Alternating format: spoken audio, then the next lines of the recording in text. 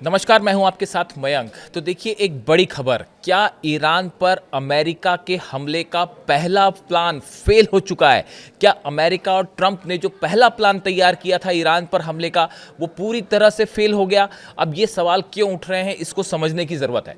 देखिए, बड़े सारे एक्सपर्ट्स इस तरह की राय जता रहे हैं कि अमेरिका ने ईरान पर अटैक का जो पहला प्लान तैयार किया था वो पूरी तरह से डिरेल हो गया है, और वो पहला मिशन जो था, पहला अटैक का फर्स्ट प्लान था, वो बिल्कुल उस तरह से नहीं हो पाया जैसा अमेरिका ने प्लान किया था। अब देखिए, इसको समझने की ज़रूरत है कि ऐसी बात क्यों कही जा रही है।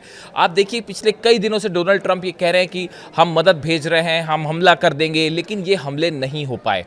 इसकी क्या वजह है? पहली बात जो इसमें सबसे पहला पॉइंट है वो समझिए। देखिए, अमेरिका ने जब भी कोई बड़ा ऑपरेशन किया, मिलिट्री ऑपरेशन, आपने हाल ही में देखा वेनेजुएला में जिस तरह से ऑपरेशन हुआ, उसमें एक सरप्राइज एलिमेंट था। अमेरिका ने अचानक अपने फाइटर जेट्स भेजे, हेलीकॉप्टर्स भेजे, और मादुरो को अरेस्ट करके ले गए और हमला कर दिया। एक सरप्राइज एलिमेंट था, अचानक ये हमला किया गया।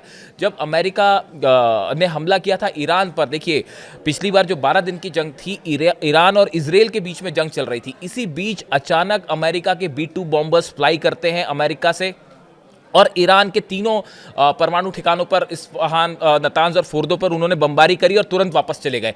एक सरप्राइज एलिमेंट था, यानी सामने वाला जो पक्ष है उसको बिना जानकारी के अचानक से ये हमला किया। ये सरप्राइज एलिमेंट होता है। अमेरिका जब भी कोई हमला करता है और वो सक्सेसफुल होता है, जब बड़ा हमला, तो उसमें एक सरप्राइज एलिमेंट ज़रूर होता है। लेकिन इस बार देखिए क्या हुआ। जब जैसे ही अमेरिका ने अपने फाइटर जेट्स का मूवमेंट किया अल उदैद एयरबेस पर, अमेरिका के जो फाइटर जेट्स हैं उनका इराक में अल असद बेस पर और इरबिल में मूवमेंट हुआ, कुवैत के जो बेसेस हैं, एयर बेसेस, यहाँ पर मूवमेंट हुआ, इसकी खबर तेजी के साथ फैल गई और ईरान अलर्ट हो गया। देखिए, हम बार बार आपको ये बात कह रहे हैं कि इस बार जो है वो रशिया और चाइना के सैटेलाइट्स हर एक चीज़ को मॉनिटर कर रहे हैं, और जैसे ही ये मूवमेंट शुरू हुए अल उदैद एयर बेस पर, जैसे ही ये पता चला कि यहाँ पे फाइटर जेट्स का मूवमेंट है, उसके चंद घंटों बाद ये खबरें जो हैं वो सोशल मीडिया में सामने आ गई कि B-2 बॉम्बर्स जो हैं उनको अल उदैद एयर बेस पर देखा गया। इस तरह की खबरें सामने आने लगी। F-35 जेट्स, F-16 का बड़ा मूवमेंट हुआ कतर में, इराक के बेसिस पर, अल असद बेस पर इरबिल में, और साथ ही कुवैत के भी दोनों बेसिस जो हैं यहाँ पे भी फाइटर जेट्स के मूवमेंट हुए। ये ठीक उस समय हो रहा था जब सीरिया पर हाल ही में 2-3 दिन पहले हमले हुए।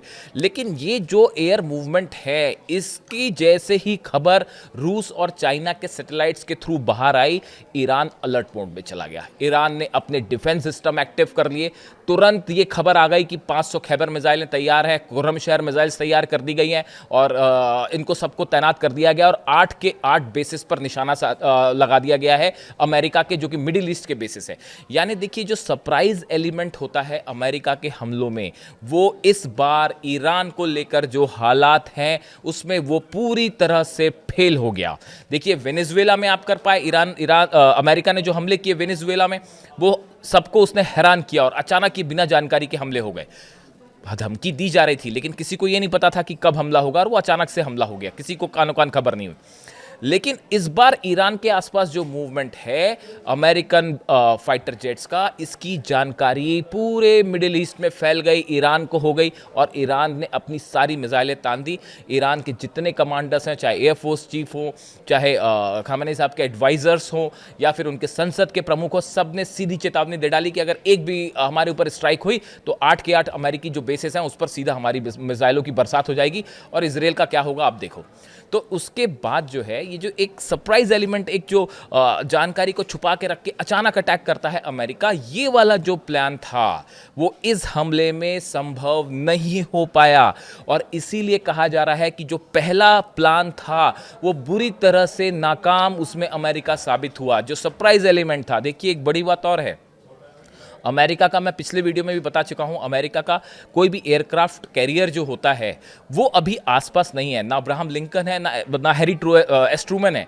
ये दोनों एयरक्राफ्ट कैरियर पिछली बार जो है वो मिडल ईस्ट के आसपास थे जब हमले किए थे अमेरिका ने ईरान पे, कि अगर हालात बिगड़े तो ये मदद कर पाएँ, लेकिन ये अभी आसपास नहीं है। इसलिए अमेरिका पूरी तरह से अपने फाइटर जेट्स पे ही डिपेंडेंट है कि इससे हमले हों या फिर जहाज़ से जो है समंदर से हमले हों, चाहे वो फारस की खाड़ी में हो या ओमान की खाड़ी से हमले हों या अरब सागर से हमले हों। तो अब देखिए मामला ये है कि ये जो फाइटर जेट्स का सरप्राइज अटैक का एलिमेंट था वो इस बार फेल कर दिया, और इसमें रूस और चीन की बड़ी भूमिका है। हर जानकारी ईरान तक पहुंच गई। ये पहला झटका है जिसकी वजह से ये कहा जा रहा है कि अमेरिका के ईरान पर हमले का पहला प्लान फेल हो गया। अब देखिए दूसरी, क्यों ये प्लान पहला फेल क्यों कहा जा रहा है, इसकी दूसरी वजह देखिए, ऐसी सोर्सेस से ऐसी जानकारी है कि सऊदी अरब ने और यूएई ने और तुर्की ने भी, तीनों देशों ने अमेरिका को ये सलाह दी है कि ईरान पर हमला मत कीजिएगा, बातचीत से मामले को हल कीजिएगा। देखिए बड़ी खबर है, अमेरिका के बेसेस हैं, सबसे बड़ा बेस जो है वो कतर में ही है, अल उदैद एयर बेस। लेकिन उसके बावजूद देखिए यहाँ पे जो देश में जो अरब कंट्रीज़ हैं, ये कोई इस समय ये नहीं चाहता कि ईरान के साथ जंग हो। इसकी सबकी अपनी अपनी वजह है। देखिए अगर सऊदी की बात करें, सऊदी इस बात को अच्छे से समझ रहा है कि ज़्यादा इम्पॉर्टेंट चीज़ इस समय बिजनेस है। आगे जो प्लान उन्होंने 2030 का जो प्लान तैयार किया है सऊदी ने और क्राउन प्रिंस ने कि इकोनॉमिक डेवलपमेंट होना चाहिए, रोजगार होने चाहिए, ऑयल बिजनेस होना चाहिए, ये पूरा का पूरा बुरी तरह से ध्वस्त हो जाएगा अगर अमेरिका और ईरान की जंग होती है तो सऊदी ने अमेरिका के साथ है, भले अमेरिका के एयरबेस हो और सपोर्ट करते हो अरब कंट्रीज़ अमेरिका को, लेकिन एडवाइस यही की है कि भाई ईरान से आप अभी जंग मत करिए, ईरान पर हमला मत करिए। ऐसी जानकारियां हैं कि सऊदी ने भी ये कहा है, यूएई की तरफ से भी ये कहा गया, अल-दाफरा बेस है वहाँ पे, और यूएई में भी बड़ा मूवमेंट है अमेरिकन फोर्सेस का, लेकिन उसके बावजूद यूएई ने ये सलाह दी है हमला मत करिएगा। और तुर्की ने तो साफ तौर पर कह दिया है कि किसी सूरत पे ईरान पे हमला नहीं होना चाहिए। यानी देखिए कई सारे एलाइज जो अरब कंट्रीज़ के हैं अमेरिका के, वो ये नहीं चाहते कि अमेरिका की ईरान पर हमला किया जाए। अगर ईरान पर हमला होता है तो ये जंग पूरे मिडिल ईस्ट को जलाकर रख देगी और बहुत बड़े स्केल पर ये जंग होगी। ऐसा नहीं होगा कि ये सिर्फ अमेरिका और पिछली बार की तरह बॉम्बर्स आए, 3 न्यूक्लियर साइट्स पर हमला किया और वापस लौट गए, ऐसा कतई नहीं होगा। अरब देश भी एडवाइस कर रहे हैं ट्रंप को, हमला मत करिए। अब जो तीसरी बात देखिए, रशिया और चाइना, पिछली बार जब हमले हुए थे तो रशिया और चाइना कुछ ज़्यादा खास मदद नहीं कर पाए ईरान की, लेकिन आपने देखा पिछले 24 घंटे के ही बयान देख लीजिए, पुतिन ने साफ कह दिया, मैंने पिछले वीडियो में भी आपको बताया था कि कैसे ईरान के बॉर्डर पर जब ये खबरें आई कि अमेरिकी जेट्स आ सकते हैं और ज़बरदस्त टेंशन देखने को मिला, उसके बाद पुतिन की तरफ से साफ मैसेज आ गया है अमेरिका को, ट्रंप को, कि अब हद में रहिए, हमला करने की सोचिएगा भी मत, वरना मामला बिगड़ जाएगा। सीधी चेतावनी।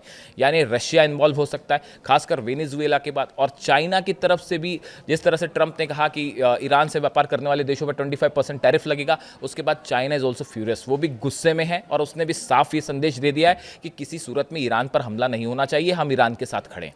यानी देखिए अब बात सिर्फ ईरान की नहीं है, रूस और चाइना दोनों को सीधा चैलेंज किया है डोनाल्ड ट्रंप ने वेनेजुएला में, और उसके बाद अब ग्रीनलैंड को भी लेकर जो है वो नेटो वर्सेस पुतिन एकदम साफ साफ है, और पुतिन ने साफ कह दिया कि अगर नेटो कंट्रीज अमेरिका को सपोर्ट कर रही हैं ग्रीनलैंड के मामले में, तो आप समझिए कि फिर यूरोप को कोई नहीं बचा सकता। तो ये मामला सिर्फ ईरान और अमेरिका के बीच तक का नहीं है, अब रशिया और चाइना के लिए ईरान एक प्रेस्टीज इशू बन गया है कि हर हालत में ईरान की रक्षा की जाए। यानी ये एक और तीसरी बड़ी वजह जिसकी वजह से ये माना जा रहा है कि अभी तक डोनाल्ड ट्रंप ने अटैक नहीं किया और ये प्लान फेल क्यों हुआ। थर्ड पॉइंट, आप चौथा पॉइंट समझिए, कई सारे सोर्सेस से ये खबर है, आपको भी मिल जाएगी, जिसमें ये कहा गया है कि ये कहा जा रहा है कि इजराइल खुद अभी इस बात के लिए तैयार नहीं है कि अमेरिका ईरान पर हमला करे, क्योंकि होगा ये कि अगर अमेरिका के बॉम्बर्स ने हिट करते हैं ईरान को, उसका पहला नतीजा ये होगा कि इजराइल पर पिछली बार से कई गुना ज़्यादा बैलिस्टिक मिसाइल्स की बौछार हो जाएगी। और बताया जाता है इस बार तो 750 मिसाइल्स, इस तरह के बयान आए ईरान की तरफ से कि 750 मिसाइल्स तो सिर्फ तेल अवीव पे हम गिराएंगे। तो उसके बाद जो है एक बड़ा वर्ग इजराइल का ये सोचता है, थिंक टैंक्स जो हैं इजराइल के, वो ये सोचते हैं कि अभी इजराइल पूरी तरह से तैयार नहीं है इसको लेकर। और ये चौथी बड़ी बात है, शायद यही वजह है कि ये इस तरह की खबरें आई कि नेतन्याहू ने पुतिन के थ्रू ईरान को मैसेज भिजवाया कि भाई अभी हम जंग नहीं करना चाह रहे, अभी हम हमला नहीं करेंगे, शायद इसलिए कि इजराइल तैयार नहीं है। ये चौथी बड़ी वजह है कि कहा जा रहा है कि अमेरिका का हमले का जो फर्स्ट प्लान था वो कैसे फेल हो गया, हम आपको ये समझाने की कोशिश कर रहे हैं। पांचवी बड़ी बात, बड़े सारे डिफेंस एक्सपर्ट से मान के चलते हैं और डिफेंस एक्सपर्ट का सवाल ही नहीं है। टाइम्स ऑफ इजराइल में ही अभी कुछ दिनों पहले की ये खबर थी जिसमें ये कहा गया कि इजराइल का जो मिसाइल डिफेंस सिस्टम है, चाहे आप आयरन डोम की बात कर लें, चाहे आप एरो की बात कर लें, पेट्रियट की बात कर लें, थार्ड जो दिया है अमेरिका ने उसकी बात कर लें, ये सारे जो सिस्टम्स हैं ये अभी फिर से तैयार नहीं हुए हैं किसी जंग को झेलने के लिए।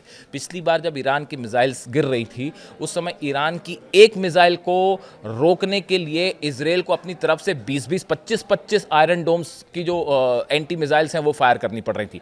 इसके चलते इजराइल की जो मिसाइल्स हैं बहुत तेजी से खत्म हो गई और बताया जा रहा है कि सीज फायर करवाया इसी के लिए गया था कि इजराइल के पास सिर्फ 2 या 3 दिन की मिसाइल्स बची हुई थी, डिफेंस सिस्टम की मिसाइल्स, अगर वो खत्म हो जाती उसके बाद तो फिर वो तबाही मचती इजराइल में कि रोकना मुश्किल हो जाता। इस तरह की बड़े सारे एक्सपर्ट्स की राय। अब देखिए ये वाली जो खबर है कि मिसाइल्स खत्म हैं, इसमें जो टाइम्स ऑफ इजराइल की मैं आपको हेडलाइन पढ़ के बताता हूं। Amid threats of fresh bout with Iran, experts warn missile defence may not be ready. ये कुछ समय पहले का आर्टिकल है, टाइम्स ऑफ इजराइल में छपा हुआ था, जिसमें कहा गया कि साहब जो है वो अभी रेडी नहीं है ईरान।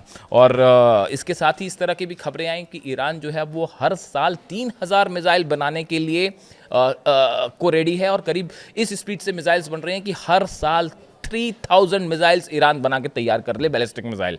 यानी ये संख्या बहुत ज़्यादा है। और 12 दिन की जंग के बाद से जो ईरान की तरफ से बयान आया कि जितने मिसाइल लॉन्च पैड तबाह हुए थे वो सब खड़े कर लिए गए हैं फिर से, और 3000 मिसाइल्स बनाना एक बड़ा आंकड़ा है। देखिए यूरोपियन इंटेलिजेंस एजेंसीज ने कहा था कि चाइना से बड़े पैमाने पर जो है वो सोडियम परक्लोरेट जो है वो बंदर अब्बास पोर्ट पर भेजा गया है। सोडियम परक्लोरेट वो चीज़ होती है जिसका इस्तेमाल जो है डायरेक्टली तो नहीं, लेकिन उसको फिर उसमें कुछ केमिकल चेंजेस करके इसका इस्तेमाल मिसाइल के सॉलिड फ्यूल बनाने में किया जा सकता है। और 2000 टन सोडियम परक्लोरेट जो है वो भेजा गया, ऐसा यूरोपियन इंटेलिजेंस एजेंसीज ने बताया था। ये वो 4-5 बड़ी वजह हैं जिसके कारण अभी तक ट्रंप ईरान पर हमला करने की हिम्मत नहीं कर पाए। और शायद ये कहा जा रहा है कि जो इसीलिए ये बात कई एक्सपर्ट्स लोगों का कहना ऐसा था, राय इनकी ये है एक्सपर्ट्स की, कि जो पहला सरप्राइज एलिमेंट वाला हमला हमेशा अमेरिका करता है और जब भी वो हमला करता है तो उसमें उसको अपर हैंड मिल जाता है। इस बार वो हो नहीं पाया और हमले का जो पहला प्लान था वो फेल हो चुका है। और ये ईरान की इस बार की पहली बड़ी जीत है। जो जंग के हालात बन रहे हैं उसके बीच एक साइकोलॉजिकल वॉरफेयर चल रहा है और अभी तक हमला ना होना ये ईरान की इस बार के टेंशन की जो है, पिछली बार तो जो जीत थी वो थी ही इजराइल के ऊपर, लेकिन ये इस बार की पहली बड़ी जीत मानी जा रही है। अब ईरान से और अमेरिका के इस हमले को लेकर जो भी अपडेट आएगा, इससे जुड़ी जो भी जानकारी है मैं आप तक पहुंचाऊंगा। Thank you so much.